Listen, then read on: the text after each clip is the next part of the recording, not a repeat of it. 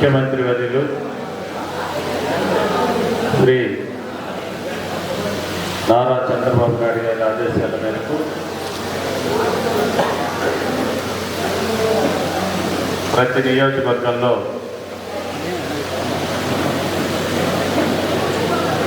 ప్రజా వేదికలు ఏర్పాటు చేసుకొని నియోజకవర్గంలో ఉండేటటువంటి ప్రజలకి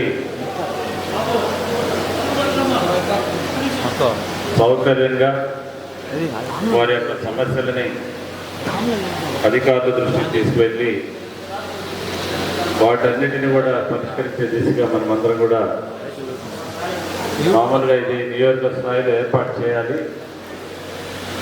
కానీ నేనే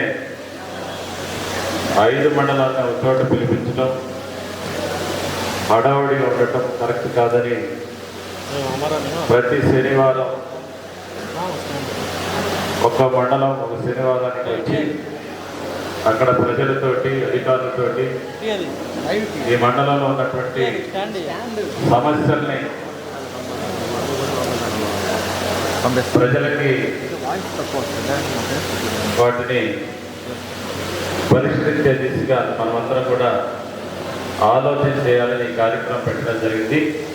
ఈ కార్యక్రమానికి అధ్యక్ష వహించినటువంటి మన మండల అభివృద్ధి అధికారి గారు, అదేవిధంగా గౌరవ ఎంఆర్ఓ గారు, సర్పంచ్ గారు, అదేవిధంగా మండల వివిధ శాఖల అధిపతులు, అదేవిధంగా మండలంలో ఉన్నటువంటి కూటమి నాయకులందరికీ,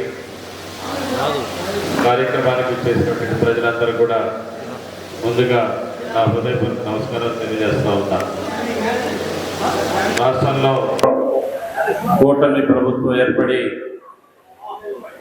దగ్గరగా 8 నెలలు కావస్తూ ఉంది. ఏదైతే మనం ప్రతిపక్షంలో ఉన్నప్పుడు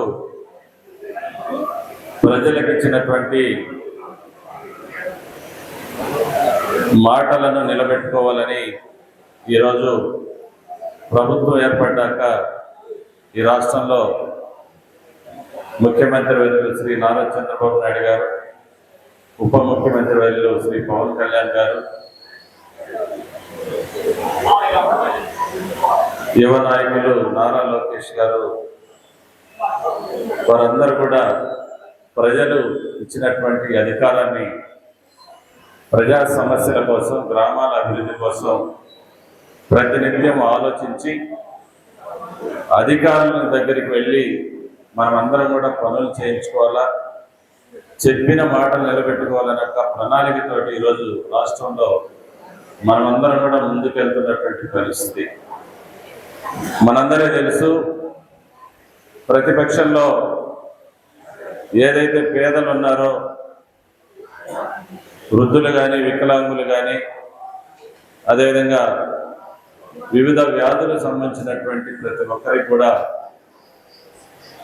వారికి వచ్చేటటువంటి పెన్షన్ని 3,000 నుంచి 4,000 చేయటం, 3,000 నుంచి 6,000 చేయటం, 10,000 చేయటం, 15,000 చేయటం, ఈ రకంగా అన్ని రకాలైనటువంటి పెన్షన్లు ఈరోజు మనం ఇచ్చిన మాట ప్రకారం పెంచి ఈరోజు పేద వర్గాలను ఆదుకుంటున్నటువంటి పరిస్థితి మనందరం కూడా తెలుసు, మనం చేస్తూ ఉన్నాం.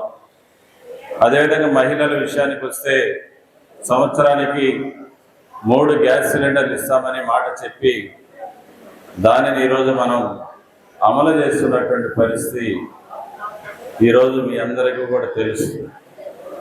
అదేగాక మన నియోజకవర్గానికి వస్తే దగ్గర 30 కోట్ల రూపాయల పైచిలుకు గ్రామాలలో మనం ప్రతి గ్రామంలో 10 లక్షలు తగ్గకుండా ఈరోజు మనం సిమెంట్ రోడ్లన్నింటినీ కూడా వేసుకుంటున్నటువంటి పరిస్థితి మనకు తెలుసు.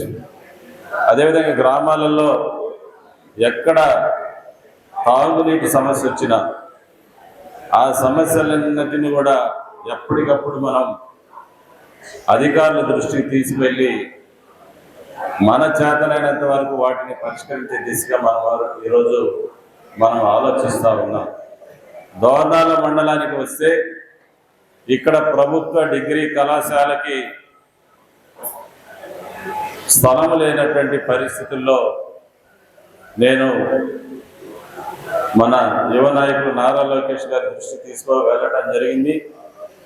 అదేవిధంగా గౌరవ కలెక్టర్ గారి దృష్టికి కూడా తీసుకొని వెళ్ళడం జరిగింది. కలెక్టర్ గారు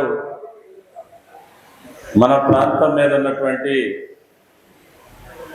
అభిమానం అయితేనేమి, ఈ ప్రాంతం రిజర్వ్డ్ నియోజకవర్గానికి సంబంధించినటువంటి ప్రాంతం, ఎక్కువగా గిరిజనులు ఉన్నటువంటి ప్రాంతం, షెడ్యూల్ కులాలు తెగలు ఉన్నటువంటి ప్రాంతం కాబట్టి ఇక్కడే ఎక్కువ అభివృద్ధి జరగాలని ఆమె ప్రతినిత్యం మన నియోజకవర్గం గురించి ఈరోజు ఆలోచిస్తున్నటువంటి పరిస్థితుల్లో ఇక్కడ ఉన్నటువంటి మార్కెట్ కమిటీకి సంబంధించినటువంటి స్థలాల్ని గౌరవ ఎంఆర్ఓ గారు, సబ్ కలెక్టర్ గారు విజిట్ చేసి ఈరోజు డిగ్రీ కళాశాల కూడా మనం స్థలాన్ని కేటాయించుకునే పరిస్థితి ఈరోజు ఈ ప్రభుత్వం వచ్చినాక ఉందని చెప్పేసి మీ అందరూ కూడా నేను తెలియజేసుకుంటా ఉన్నాను.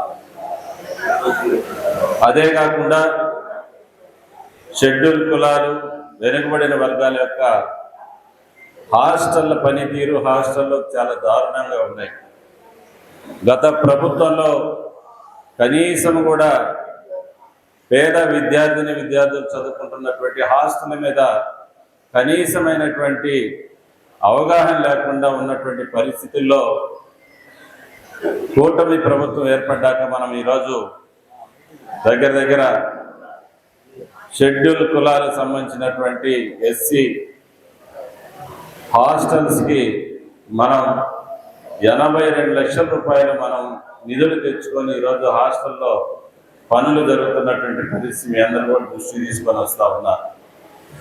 ప్రత్యేకంగా దోర్నాల మండలంలో 18 లక్షల రూపాయలకు సంబంధించినటువంటి మరి ఎస్సీ హాస్టల్లో రిపేర్లు కానీ వివిధ రకాలైనటువంటి పనుల నిమిత్తం మనం మంజూరు చేయించడం జరిగింది. అదే కాకుండా వెనుకబడిన బీసీ హాస్టల్ కూడా ఒక 4 రోజుల క్రితం 7 లక్షల రూపాయలు మనం మరమ్మతులకు సంబంధించినటువంటి నిధులు కూడా మనం కేటాయించుకోవడం జరిగింది. ఇవే కాకుండా గిరిజన ప్రాంతాల్లో రహదారులు అభివృద్ధి చేసుకునే నిమిత్తం ఐటీడీ ద్వారా మనం దగ్గర 20 కోట్ల రూపాయల వరకు ఉన్నటువంటి రోడ్లన్నింటినీ కూడా మనం మొదలు పెట్టుకున్నటువంటి పరిస్థితి మీ అందరి దృష్టికి నేను తీసుకొని వస్తూ ఉన్నా. ఈరోజు మండలంలో ఉన్నటువంటి బొమ్మలాపురం గ్రామంలో తాగునీరు సౌకర్యం లేనటువంటి పరిస్థితుల్లో ఆర్డబ్ల్యూఎస్ వారి ద్వారా ఈరోజు మనం మండల పరిషత్ నిధుల నుంచి అదే రకంగా వేరే నిధుల నుంచి కూడా ఈరోజు మనం ఆ గ్రామాన్ని మొత్తానికి త్రాగునీటికి సంబంధించినటువంటి పైపులన్నీ వేస్తున్నటువంటి పరిస్థితి ఈరోజు మీ అందరి దృష్టి కూడా తీసుకొని వస్తూ ఉన్నాం. ఈ రకాలైనటువంటి అభివృద్ధి కార్యక్రమాలు ఈ మండలంలో మనం చేసుకుంటా ఉన్నాం. ఇంకా మండలంలో చాలా రోడ్లన్నీ కూడా గత 5 సంవత్సరాలు ఎక్కడ కూడా తక్కువ మట్టి పోయకుండా గత ప్రభుత్వాలు నిర్లక్ష్యం చేసినప్పటికీ ప్రజలు మనకిచ్చినటువంటి అధికారాన్ని బాధ్యతగా ఎక్కడైతే మన అవసరం ఉందో, ఎక్కడైతే గ్రామాల్లో సంబంధించినటువంటి సమస్యలన్నిటిని కూడా ఒక్కొక్కటిగా మనం పరిశీలించే దిశగా మనం ముందుకు వెళ్తున్నామని చెప్పేసి మీ అందరి దృష్టికి నేను తీసుకొని వస్తా ఉన్నా. అందుకనే మీరందరూ కూడా మా రాజకీయ నాయకులు ఇళ్ల చుట్టూ తిరగకుండా ప్రతి శనివారం 5 మండలాల్లో మండలానికి ఒక శనివారం ప్రజలు అధికారులు అందరం కూర్చొని ఇంకా మిగిలిపోయినటువంటి సమస్యలు ఏదన్నా ఇప్పటికీ అధికారుల దృష్టికి వచ్చి పరిష్కారం కానివి ఇక్కడ పరిష్కారమయ్యేటువంటి పనులన్నీ కూడా ఇక్కడే మనం పరిష్కరించే దిశగా మనం ఆలోచిస్తాం.